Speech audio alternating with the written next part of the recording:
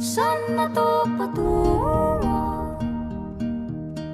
Saan ako patungo?